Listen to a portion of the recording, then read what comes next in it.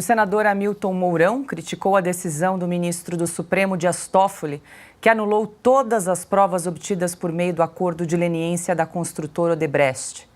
Para o senador, Toffoli pecou ao tentar reescrever a história e chamar a prisão de Lula de armação. Mourão disse ainda que a decisão do ministro do STF mancha a justiça brasileira. O senador completou a crítica chamando a decisão de uma verdadeira vergonha. A decisão do ministro Dias Toffoli de anular as provas do acordo de leniência da Odebrecht e determinar à Advocacia Geral da União a investigação das decisões proferidas pela Vara de Curitiba também foi criticada pela Associação Nacional dos Procuradores da República. Abre aspas. Não é razoável, a partir de afirmação de vícios processuais decorrentes da suspeição do juízo ou de sua incompetência, pretender-se imputar a agentes públicos, sem qualquer elemento mínimo, a prática do crime de tortura ou mesmo a intenção deliberada de causar prejuízo ao Estado brasileiro. A associação afirma ainda que a AGU e o Tribunal de Contas da União não têm atribuição para investigar membros do Ministério Público e do Judiciário no exercício de suas atividades. Lacombe, ainda em relação a essa manifestação aí da Associação dos Procuradores, eu queria trazer também o jurista Ives Gandra Martins, foi entrevistado hoje no jornal Estadão, e ele traz um ponto que também é importante em relação à possível responsabilização de agentes públicos, né? Quando perguntaram para ele, um jornalista perguntou sobre os impactos dessa decisão do Dias Toffoli, ele diz o seguinte: pode gerar um efeito de redução da Operação Lava Jato, mas todos aqueles que foram prejudicados com a decisão passam a ter direito de entrar com uma ação contra a União, pedindo não só a devolução de valores, como por prejuízos decorrentes às imagens. Então, ou seja, saquearam os cofres públicos e ainda podem ter direito de entrar com uma indenização contra a União, e todos nós aqui corremos o risco de pagar essa conta. Eu falei ontem, né? A gente daqui a pouco vai ter o Lula beatificado pelo Papa Francisco em vida, depois canonizado pelo Papa Francisco em vida, e o Lula vai recorrer ao STF, vai cair na mão do Dias Toffoli, e ele monocraticamente vai dizer: não, Lula está alegando que ele é Deus, que ele não é santo. E o Dias Toffoli vai dizer: não, Lula é Deus, ele é um ser divino. Né? Porque não, é um absurdo. Essa decisão do Dias Toffoli é um panfletão, né? É um panfletão. Os acordos de leniência que envolvem empresas, de delação premiada, que os acordos envolvem pessoas físicas, não é só chegar e falar. Você tem que apresentar provas. Né? E aí o Dias Toffoli consegue dizer que não, as provas, né, contra o Lula, elas foram obtidas de forma ilegal. E na decisão dele, de 100 e poucas páginas, ele cita as mensagens supostamente trocadas entre Deltan Dallagnol e Sérgio Moro, que foram obtidas ilegalmente. Então, para dizer que provas contra o Lula são ilegais, ele cita provas que foram obtidas ilegalmente e, portanto, são ilegais. Essas mensagens nunca foram periciadas. Então, como é que um ministro faz algo desse tipo? E a gente conversou ontem com o Deltan Dallagnol aqui ao vivo no Sem Filtro, e a gente falou, são 12 países que têm processos contra a Odebrecht, muitos já liquidados com provas, muitas provas contra a Odebrecht, e só aqui no Brasil essas provas foram anuladas. Eu espero, sinceramente, que esses protestos, de alguma forma, eles surtam efeito. Não é possível que a gente vá chegar a esse nível de loucura no Brasil. Né? Augusto sempre fala isso, mas um sujeito que foi reprovado 2 vezes no concurso para juiz, que é ex-advogado do PT, que é ex-consultor da CUT, resolve simplesmente anular provas a seu bel prazer, porque deu na telha dele. Por isso que ele é ex-advogado, né? Por isso que ele é o amigo do meu pai, como diz o Marcelo Odebrecht, que conhece bem.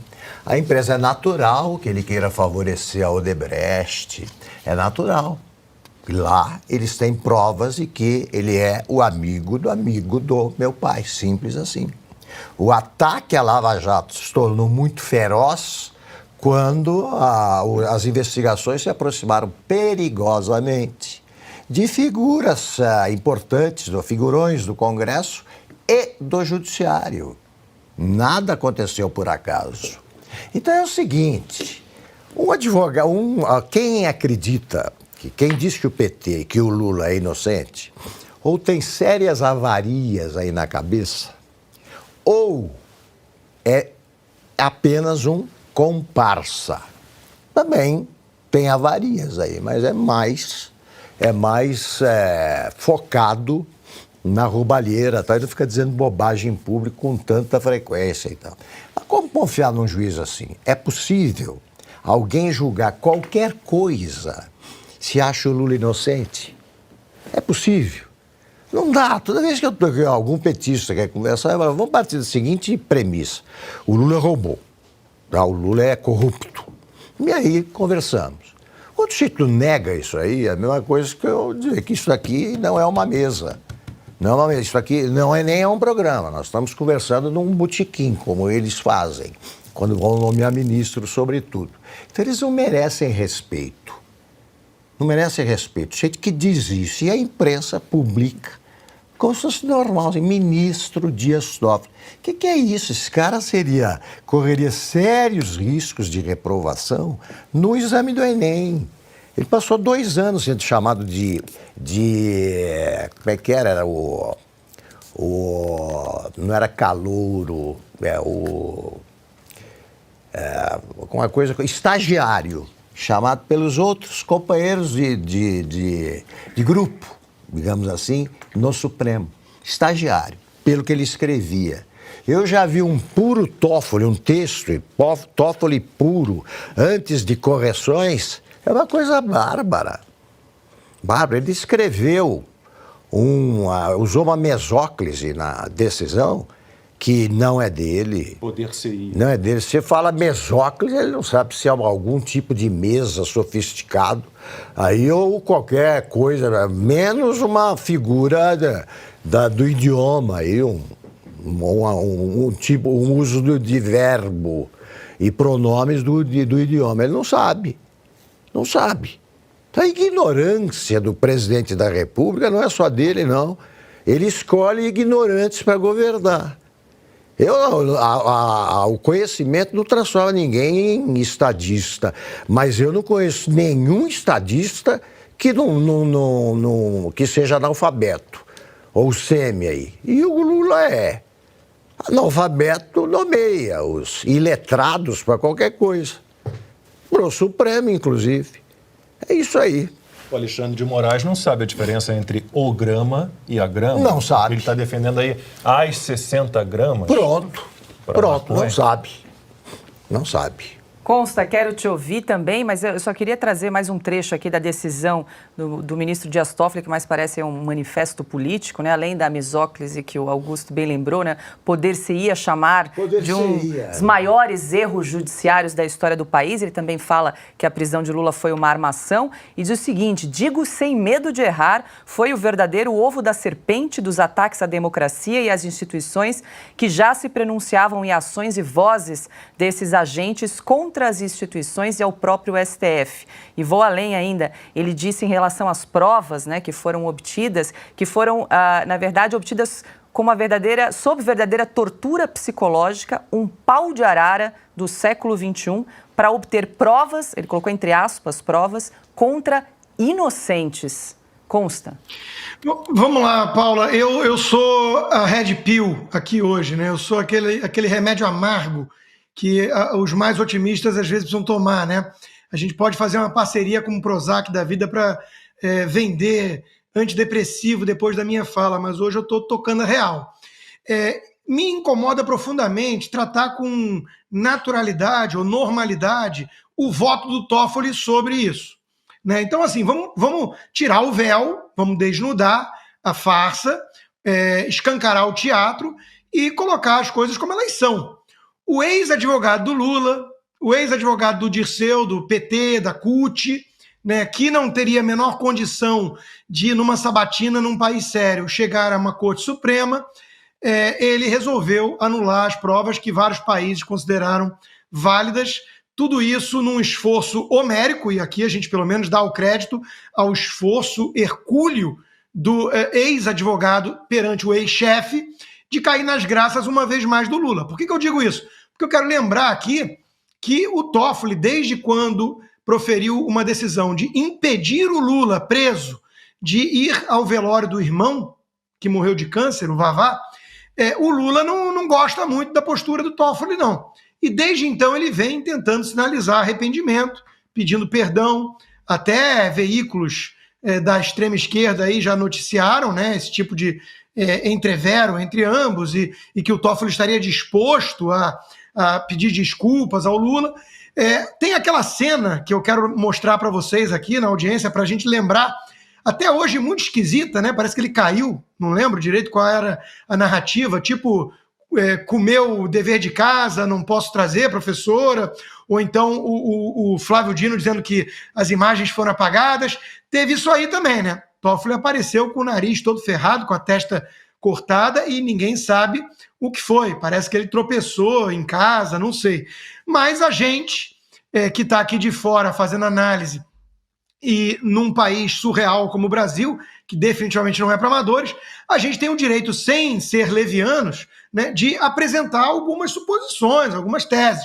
Né? Porque a gente sabe, afinal de contas, que gente muito próxima do PT, às vezes, né, quando não está mais nas graças do chefão, não tem um destino muito favorável. Nós temos, nosso colega Silvio Navarro tem um livro escrito sobre um deles, que acabou muito mal, e as testemunhas também. Né? Então, assim, o que está acontecendo com o Brasil hoje não pode ser explicado pela política, não pode ser explicado por um jurista, muito menos.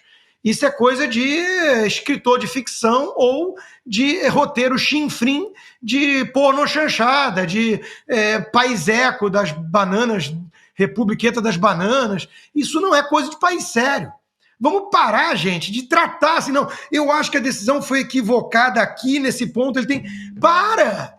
A medida foi proposta pelo escritório de advocacia da mulher do Zanin, que é o advogado do Lula até ontem, que foi indicado por ele para o Supremo e passou na sabatina.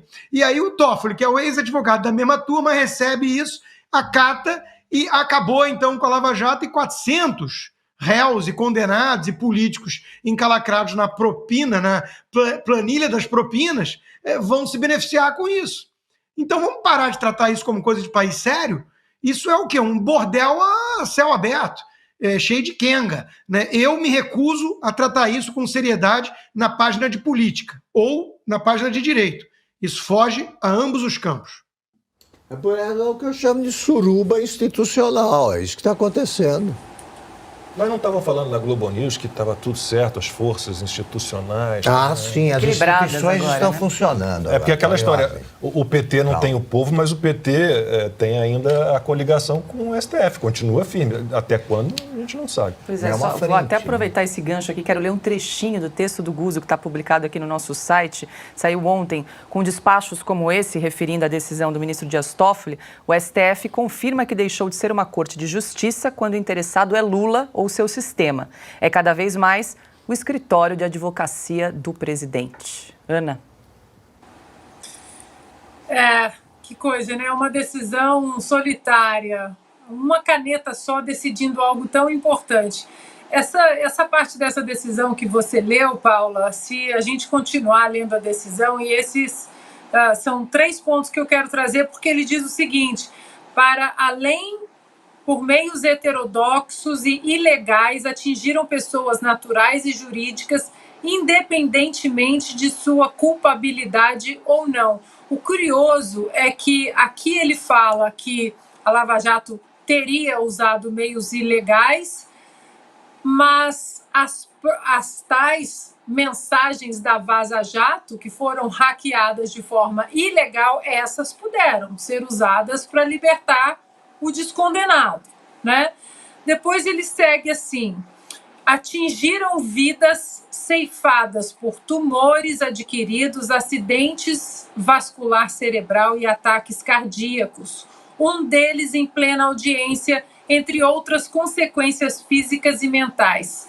E aí a gente vê, né, de volta para o duplo padrão que estávamos conversando, porque desde as prisões do 8 de janeiro, Índio Sererê, diabético, perdeu 20 quilos, vários idosos presos aos montes, sendo julgados aos lotes, depoimentos de pessoas que estavam sem os seus remédios, A revista Oeste foi o único veículo da imprensa brasileira que reportou que havia um autista que não sabia sequer onde estava, preso com centenas de pessoas por causa do 8 de janeiro, e ele tem a pachorra de dizer que a Lava Jato atingiu vidas e ceifadas por tumores, enfim.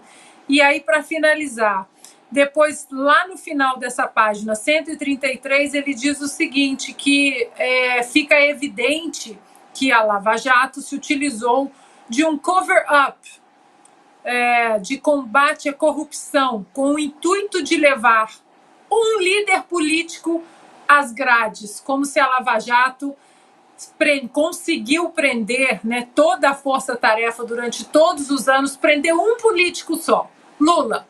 Só um político do PT. Ora, a Lava Jato, os braços da Lava Jato, né, atingiram vários partidos, vários estados, vários políticos de diferentes espectros aí ideológicos, apenas com uma coisa em comum: a corrupção.